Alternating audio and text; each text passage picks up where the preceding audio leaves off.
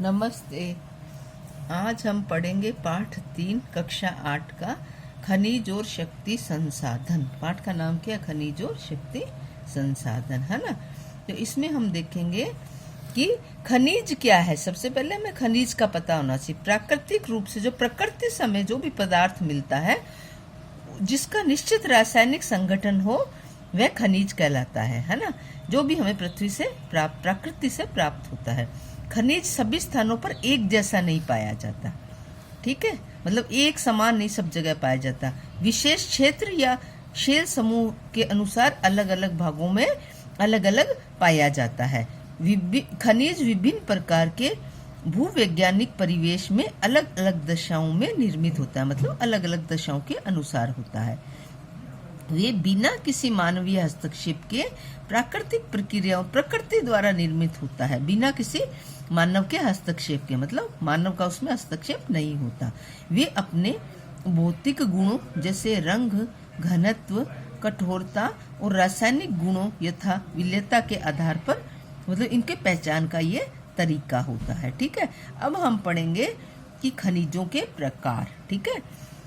पृथ्वी पर 3000 से अधिक विभिन्न खनिज है, फिर भी संरचना के आधार पर इनको 2 भागों में बांटा गया है। कौन कौन से?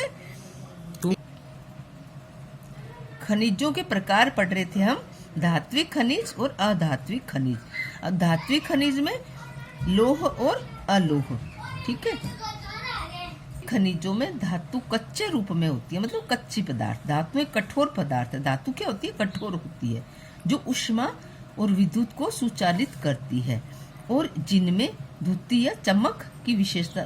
इसमें कौन सी मतलब धातुएं कठोर होती है। अब इसमें इसका गुण क्या होता है धातु का? इसकी विशेषता क्या होती है? इसमें चमक होती है। लौह अयस्क, बॉक्साइट, मैग्नीज, अयस्क इनके कुछ उदाहरण हैं। धात्विक खनिज लौह और अलोह हो सकती है। अब आता है कि धात्विक खनिज कितने प्रकार की होती है? 2 प्रकार की। कौन कौन सी? लौह और अलोह। लौह जैसे कि नाम से ही पता लग रहा है लोहे के पदार्थ, है ना, जिसमें लोहा पाया जाता है। खनिजों में लौह अयस्क, मैग्नीज और क्रोमाइट में लोहा होता है। अलोह खनिजों में लोहा नहीं होता, किंतु अन्य धातु जैसे सोना, चांदी, तांबा, सीसा हो सकती है। तो अलोह के उदाहरण कौन से हैं? जिसमें लोहा नहीं होता, सोना, चांदी, तांबा और सीसा। अब हम देखते हैं अधात्विक खनिजों में जिसमें धातुएं नहीं होती वो क्या कहलाएगी? अधात्विक। इसमें चूना, पत्थर, अभ्रक और जिप्सम इन खनिजों के उदाहरण हैं, ठीक है। खनिज ईंधन जैसे कोयला और पेट्रोलियम भी अधात्विक खनिज है। अब खनिजों को खनन, प्रभेदन, आखनन द्वारा निष्कर्षित किया जा सकता है। अब खनिजों का निष्कर्षण मतलब कैसे निकाला जाएगा, इसको कैसे, है ना, कौन कौन से प्रकार होते हैं। पहला होता है खनन, प्रभेदन, आखनन। अब हमें इसका अर्थ पता होना चाहिए, तो अर्थ के लिए हम देखते हैं इसको।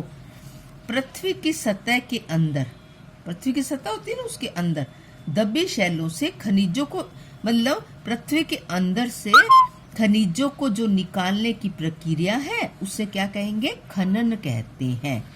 खनिजों को कम गहराई में, जो खनिज कम गहराई पे, मतलब ज्यादा नहीं खोदना पड़ता, पृष्ठीय स्तर को हटाकर जो निकल जाते हैं खनिज, वो विवृत खनन कहते हैं उसको, ठीक है। गहन भेदन जिन्हें कूपक कहते हैं। इसका गहन भेदन का अर्थ होता है ज्यादा गहराई में खोद करके जो खनिज को निकालते हैं, खनिज तक पहुंचते हैं। अधिक गहराई में स्थित खनिज निक्षेपों तक पहुंचने के लिए बनाए जाते हैं, उससे क्या कहेंगे? कूप की खनन कहते हैं। जैसे इसमें अपन ने पढ़ा था खनन, विवृत और कूप की खनन, हो गया ना ये, ठीक है। अब हम आगे इसको देखते हैं। पेट्रोलियम और प्राकृतिक गैस धरातल के बहुत नीचे पाए जाते हैं।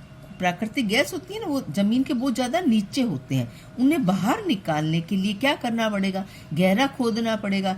गहन कूपों की खुदाई की जाती है। जब गहन कूपों की खुदाई की जाती है तो इससे क्या कहेंगे? प्रभेदन, ठीक है। क्या कहेंगे?